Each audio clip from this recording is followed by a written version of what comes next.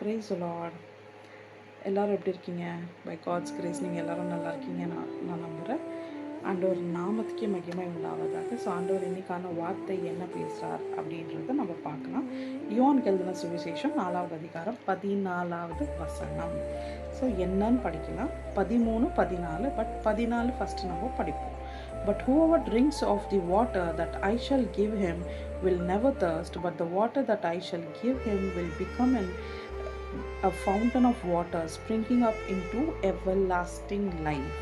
13. Jesus answered and said to her, whoever drinks of this water will thirst again.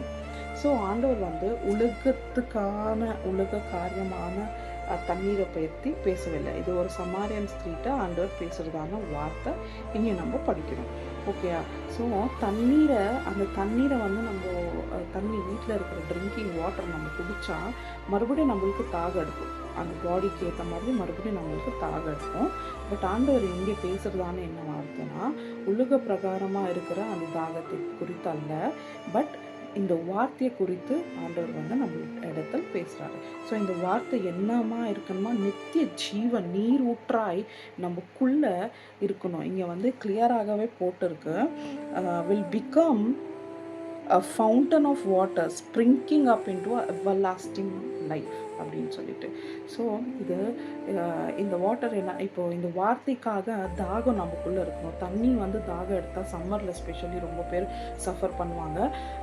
தண்ணி நம்ம வெளியில் போயிட்டு இருந்தால் எப்போதான் ஆச்சு நம்ம வாட்டர் கேரி பண்ணலன்னா ரொம்ப தாகம் எடுக்குது. எங்காச்சும் வண்டி நிறுத்தி நம்ம வாங்கிடலாம் இமீடியட்டாக. அந்த தாகம் அந்த மாதிரி ஒரு தாகத்தில் எப்படி சஃபர் பண்ணோம், அப்படி வார்த்தை எனக்குள்ளே இல்லைன்னா எனக்கு எப்படியோ இருக்குது, நான் வார்த்தை படிக்கணும், ஆண்டவர்கிட்ட பேசணும் அப்படின்ற அந்த ஒரு தாகம் ஆண்டவருக்குள்ளே இருந்தானா ஆண்டவர் என்ன சொல்கிறாரு, உன்னை நான் நிரப்பவேன், உன்னுடைய தேர்ஸ்ட்டை, உன்னுடைய தாகத்தை நான் தீர்ப்பேன். அது எப்படி இருக்குமா, அவர் தீர்த்தா நித்திய ஜீவனாக இருக்குமா. நித்திய ஜீவன் நீர் ஊற்றாய் நித்திய ஜீவனாக இருக்குமா. ஸோ அவர் ஊற்றும் போது அந்த தாகத்தை ஆண்டவர் நம்மளுக்காக தீர்க்கும் போது, அவருடைய வார்த்தை நம்மளுக்குள்ளே இருக்கும் போது நம்ம என்ன ஆவா இருக்கும், நித்திய ஜீவனாக இருக்கும். ஏன்னா நம்ம தேர்ஸ்டியாக இருக்கிறோம். ஆண்டவரே ப்ளீஸ் என்கிட்ட பேசுங்க, ஆண்டவரே உங்கள் வார்த்தை கொண்டு என்னகிட்ட பேசுங்க, நான் தெரிஞ்சுக்கணும். ஏன்னா நம்ம வார்த்தை படிச்சுட்டே இருப்போம். ஆண்டவர் என்ன பண்ணுறாரு, அந்த சாட்டிஸ்ஃபேக்ஷனை நமக்குள்ளே ஊற்றிக்கிட்டே இருப்பார். அந்த சாட்டிஸ்ஃபேக்ஷனை நமக்குள்ளே வந்துக்கிட்டே இருக்கும். இந்த வார்த்தைக்கு ஓகே, நம்மளுடைய ஜீவன் எப்படி இருக்குது, நம்மளுடைய லைஃப் எப்படி இருக்குது, நம்மளுக்கான ஆன்சர் எல்லாமே இது வேர்ல்ட்லி டிக்ஷனரிக்கு நம்ம லைஃப்கான டிக்ஷனரி, லைஃப்கான லெசன், லைஃப்கான குவெஷன் ஆன்சர் புக்கு ஆண்டவருடைய நித்திய ஜீவன் புக்கு. இது நித்தியமான வார்த்தை, ஜீவனுள்ள வார்த்தை, ஜீவிக்கிற வார்த்தை.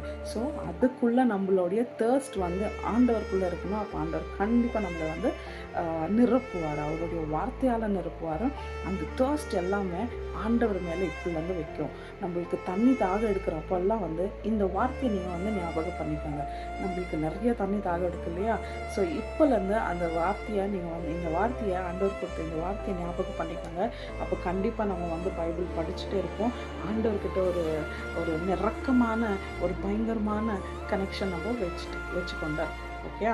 ஸோ இன்னைக்குள்ள வார்த்தை ஆண்டவர் பியூட்டிஃபுல்லாக நம்ம இடத்துல பேசினார். நாளைக்கு என்ன வார்த்தை பேசுகிறார் அப்படின்றது நாளைக்கான வீடியோவில் பார்க்கலாம். Until then, God bless you.